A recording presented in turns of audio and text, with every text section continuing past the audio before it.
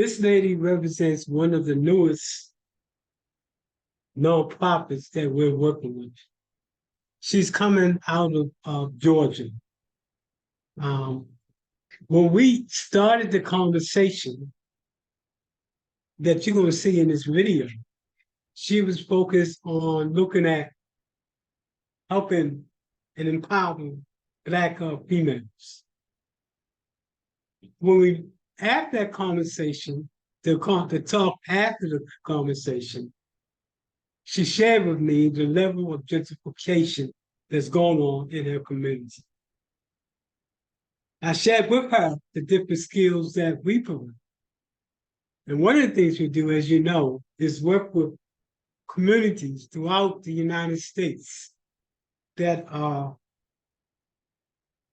predominantly African American, predominantly poverty-stricken and crime-infested, and provide them with the tools necessary to create the vision that the community sees itself in. So let me share with you our latest nonprofit. And like all of the nonprofits that we work with, she's a game changer. It takes people to change. Change don't come from having a conversation. Change comes from action. I'm back again. So, you know, my name is Michael Randolph, and I'm with the Center for Nonprofit and Community Development. You know, whenever we come on, we are introducing a nonprofit. This nonprofit right here, this lady right here, she's going to change the narrative when it comes to especially female issues, from employment to discrimination, those that are coming out of incarceration, etc.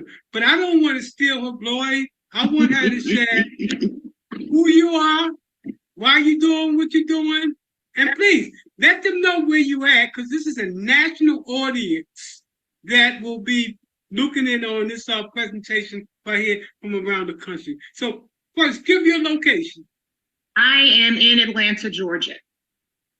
And my nonprofit is Redress Lives in Logistics, where we provide services for women that are transitioning out of incarceration, women that are looking for a career change, women that, you know, found themselves in unfortunate events and, you know, they're trying to re-immerse themselves back into society. And sometimes I always tell people it's a lot easier for a man to come back into things after he's had a setback than a woman, because 9 times out of 10, he doesn't have kids.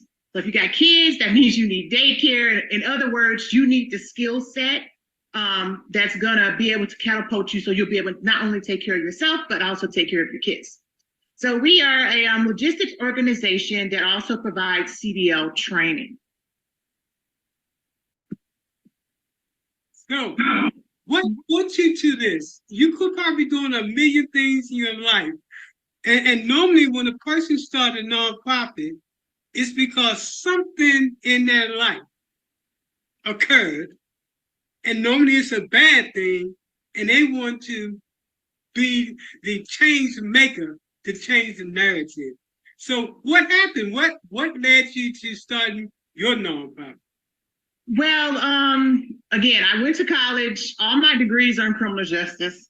And people are usually like, when I started off, I actually started off in a youth detention center. So I didn't go in as a correctional officer or anything like that. I actually went in food service. You know, you see the kids come in, you would see the same kids leave and the same kids come back. I'm like, okay, so something's going on with that dynamic. You know, you talk to them and you find out, hey, maybe their home life isn't as stable as they would want it to be. And they just felt like they were more of a burden on their mothers. So, you know, they come back in there because they say, you know, they ate, they had somewhere to stay, they had clean clothes. So that weighed on my mind, but that was years before. So from that point, I actually went to train to get my commercial driver's license. And again, you see women. And then one of the organizations we actually saw had services for women. And I'm just like, okay.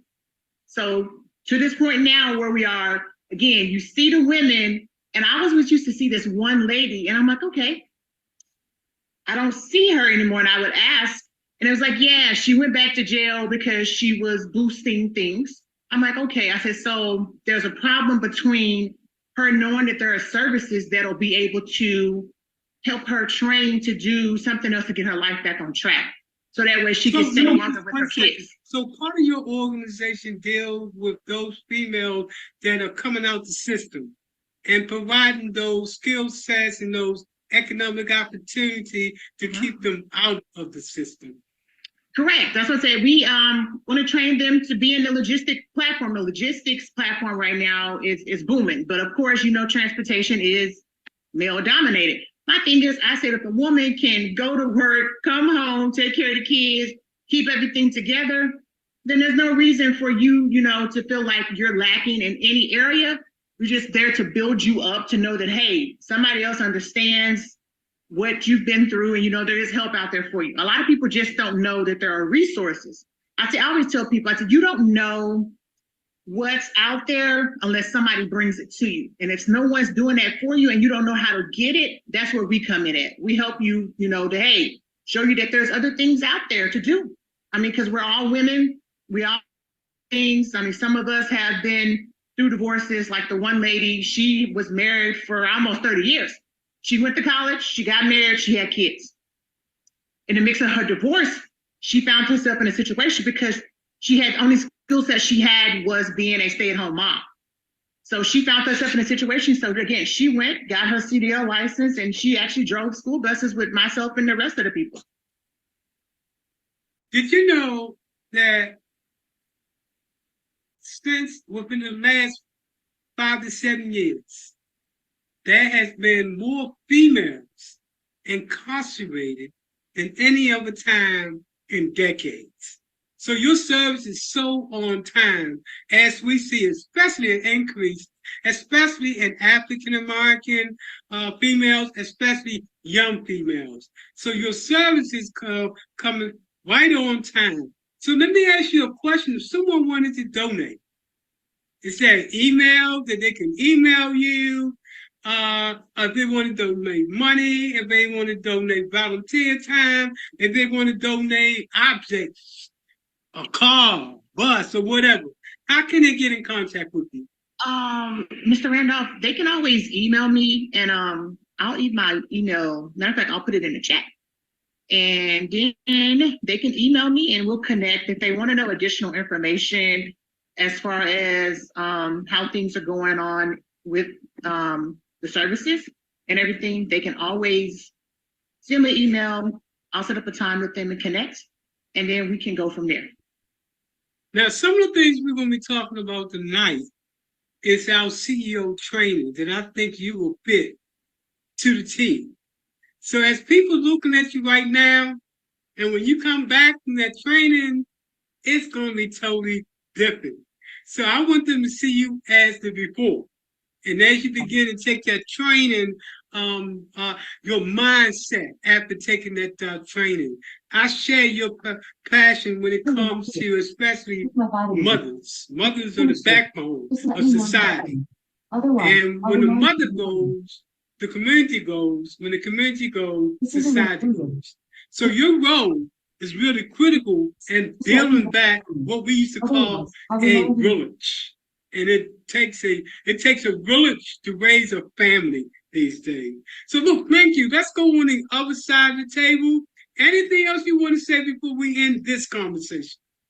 No, I'm just looking forward to being able to help as many women as, you know, we can to, you know, regain their footing in the communities.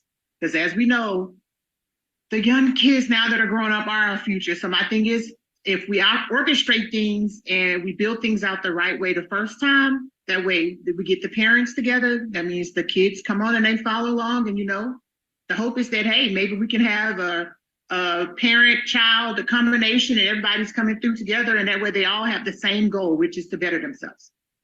I couldn't put it in a better way. We work with nonprofits from around the country, be it Georgia, New York, Philly, Chicago, all over the place. So one thing is in common about the nonprofits that we work with. It's ordinary people that's doing extraordinary things in order to create the change that they want to change. So look, thank you.